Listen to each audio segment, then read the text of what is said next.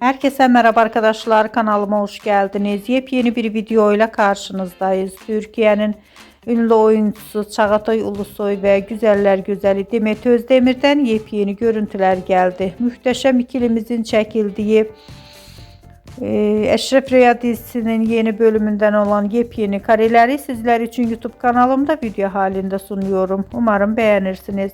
Arkadaşlar, videomu beğendiyseniz kanalımı izlemeyi ve bildirim butonuna basmayı unutmayın. Şimdilik benden bu kadar olsun. Yeni videomuzda görüşmek üzere. Hoşça kalın.